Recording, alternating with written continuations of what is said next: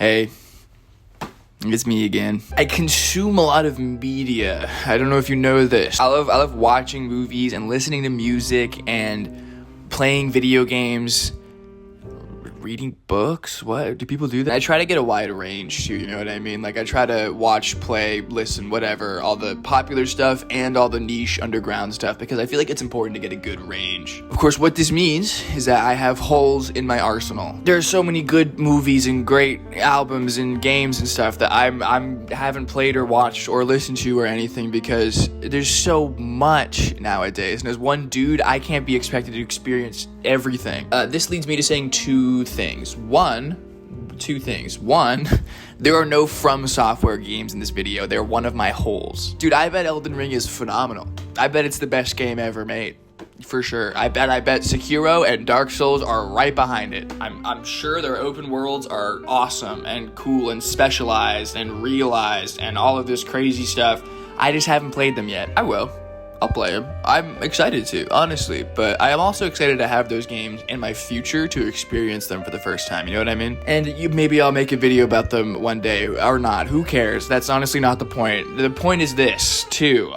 For the past couple months, for the first time in my life, I've been playing Skyrim. And of course I installed like 8 or 9 mods to make it like beautiful and shit too. I didn't change any of the game mechanics or anything because it turns out the Draugr are a lot less scary when you have an AK-47. But this is all to say that the world of Skyrim is fucking fire. I know I'm 12 years late to the game on this, but yeah, guys, this game's actually pretty good, you guys. I'm going to be doing some complaining in this video, so I think it's only natural to balance it out with some praising at the beginning, and I have almost nothing but good things to say about Skyrim's world. I've played a lot of fucking video games in my day, and very few open worlds feel as real and as immersive and as lived in as Skyrim's does. Am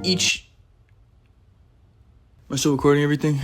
Hi, some shit happened. The sheer visual variety that like the cities and the towns in this game have are insane. It makes it feel like a whole ass ecosystem where the people are like walking around and living their lives even after you log off the game. You know, like Riften is surrounded by dense forests and its citizens are constantly under threat by a treacherous thieves guild. Winterhold is a cold labyrinthian sprawl of snowy buildings and dark cobblestones. Morthal kinda sucks. They're all different in their own way. The point is a lot of things go into making Skyrim a really cool and immersive open world. It's very clear to me as a player that, a lot of time and care and effort went into making this world feel lived in.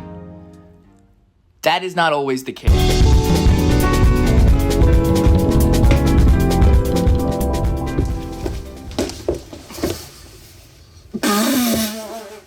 I can't do this shot, bro. The crazy thing about this shot is I can flip you off in the mirror and then I can flip you off in real life. Whoa. Fuck you. What was I talking about again? Even though Skyrim came out 12 years ago, it still feels like it came out in the middle, or at least the beginning of the big open world craze of the 2010s. Dude, over the past decade, it really feels like every AAA game has tried to force having an open world somehow. Unless it's a sports game, actually that's cap. That's so cap, dude. 2K added that stupid ass hub for whatever reason. Hey, speaking of being a good neighbor, you can't throw a controller into the games industry without hitting some sort of open world. It's impossible. And I think as time has gone on, more and more bad open worlds start popping up everywhere because in this overabundance of them, their importance has been lost. But I want to draw our attention to one more open world I think actually works before I start really complaining. Proof that even though the genre may be oversaturated, there are still shining recent examples in this concept working for the better. This might actually be controversial. Usually I talk about universally beloved shit that we can all get behind, but you might disagree with me on this one. In my opinion, one of the best open worlds I've ever experienced. Don't be mad at me. Promise you won't be mad at me. Okay? You promise. You fucking promise. Cyberpunk 2077.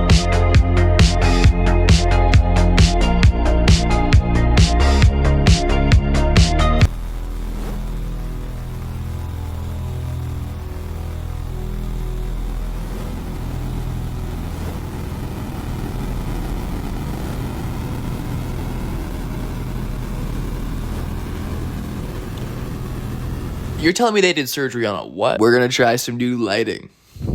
What about these rainbows? How are we feeling about these? It is Pride Month. It's March. Okay, in my opinion, Cyberpunk does three main things that make it a pretty good open world. It's got visual variety. It's got what I'm gonna call distinct missions, for lack of a better term, and it's got freedom of movement. Visual variety I kind of just talked about for a while, but Cyberpunk differentiates itself from Skyrim in the sense that it's a lot denser of a world. Skyrim's got a lot of like openness to its world, right? There will be times where you're trying to walk between like two towns or cities and it's just a vast stretch of like plains and forest. The effect that has on me as a player is it adds this crazy sense of scope and grandiosity to the world, and it makes it feel really big. Cyberpunk's world is also big, right? But the emphasis is on things to do everywhere you look. And what that does to me as a player is it makes the content of the game feel very wide and varied. I don't necessarily think either approach to world building is wrong too. Something else that these games share that I didn't really talk about with Skyrim is what I'm gonna call distinct missions, for lack of a better term. No matter where you go in both of these games, you're gonna find separate and varied things to do. When I get a gig in Pacifica and then I walk 2 blocks to do another gig in Pacifica, they feel like 2 entirely different side quests. It never feels like I'm doing the same thing over and over again, which removes any sense of repetition I might feel. If I get bored, it's because whatever mission I'm doing is boring, not because I'm doing it for the 20th time. Lastly, I really want to talk about how important freedom of movement is in a game like this. Holy shit. This is something that I think Cyberpunk does extremely well. If I have to kill a guy at the end of an alleyway with a lot of guards guarding him, right? With freedom of movement, there's a lot of different approaches that I could take. I could take on the guards, head first from the front and just fully go for it and try to do a combative strategy. Or I could drop down from the rooftops by jumping up there and do like a stealthy assassination. Or I could also jump up or maybe try to like drop an explosive from above because I have these capabilities to move around wherever I want. Whatever the case, the best open worlds that I've experienced have a lot of freedom in approaching the variety of content that they have to offer. And to me, a lot of that freedom that's afforded to you as a player depends on how freely your character can move. And in Cyberpunk, this looks like the double jump or, cybernetics that can make you move around faster or stealthier. I think I would also include vehicles in this category. All right, obviously fantasy games swap out vehicles for horses, but anything that makes movement faster and lighter is essential. So, okay, I've outlined what I think makes an open world game successful. There's a lot of smaller mechanics that go into it too, but I think those are 3 main principles that are good to follow for the equation that doesn't lead to a boring ass result. So, in my opinion, bad open worlds are ones that kind of forget about these principles. You also don't have to have all these principles to make a successful open world, but I think forgoing some of these for the sake of others can be like really detrimental. For instance,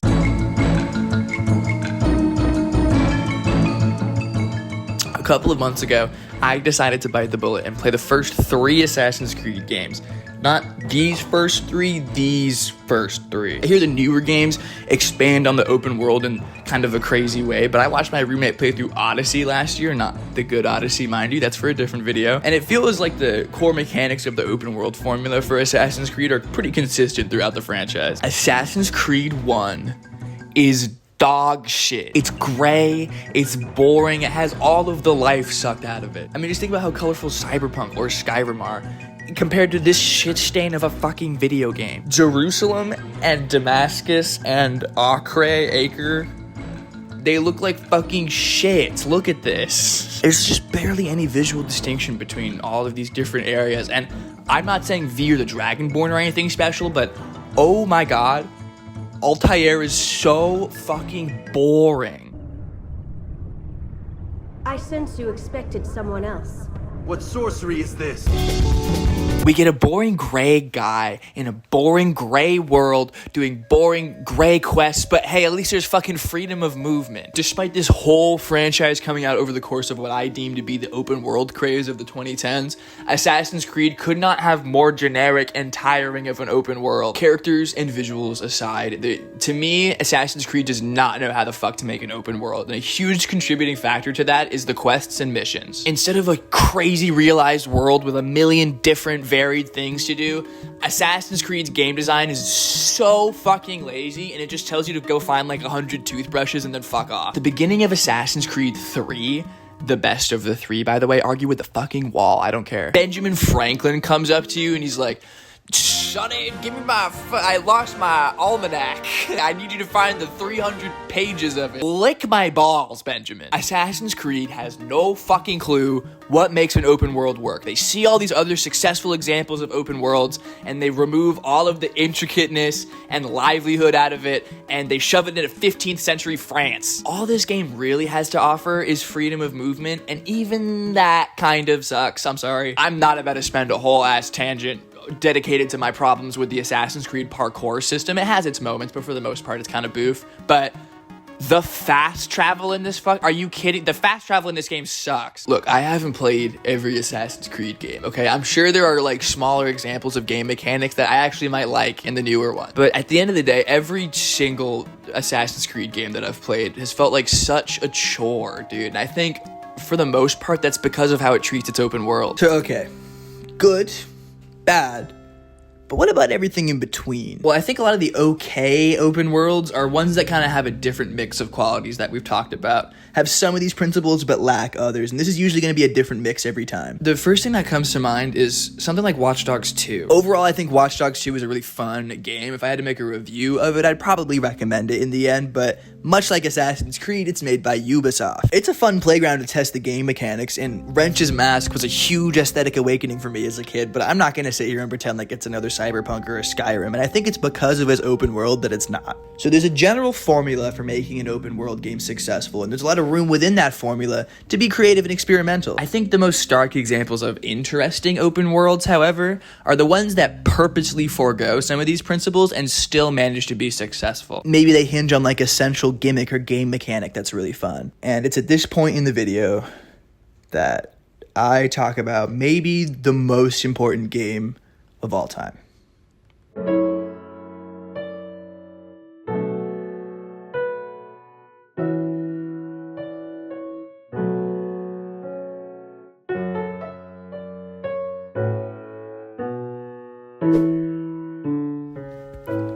There are maybe 1 trillion things I could say about this game. I grew up playing Minecraft since beta, and the emotional impact it's had on not just me, but millions of a generation, multiple generations, is so profound, and I don't think any other game has been able to accomplish that same impact before or since. And again, I could talk about this game all fucking day, but we're here to see how Minecraft treats its open world. Now, I know already some of you are saying, oh, Minecraft is a sandbox survival game. It's not a real open world game. And to you, I have to say, fair enough. Fair enough. Minecraft doesn't really follow these principles. I mean, sure, there's visual variety and freedom of movement, but there's no, like, story or quests to go on. There's a linear path of progression to get to the end for sure, but the freedom afforded to Steve is a very different freedom than the ones afforded to Ezio or V, right? The progression in survival games doesn't really revolve around completing quests or a story like a traditional game, right? It lets the player decide how far along they are in their own story. And I really do think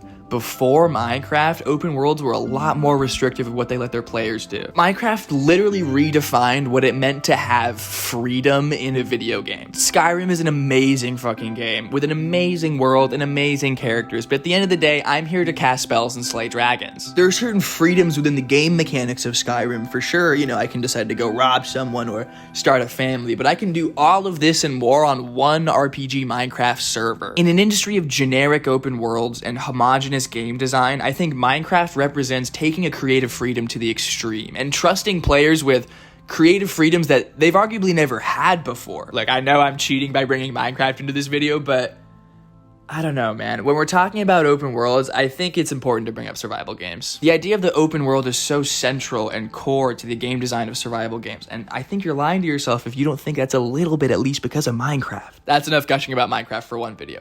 Trust me, it will not be the last time. Look, we're gonna keep getting generic and bland open world games. The game industry is not gonna get any less homogenous as time goes on. But for me, there's still hope. You know, there's still shining recent examples of games that have come out that treat the open world with the respect that it deserves. And I think with games like the new Zelda coming out later this year, holy shit, I totally didn't talk about Breath of the Wild. Dude, that's like one of the best open worlds there is. This fucking YouTube shit sucks.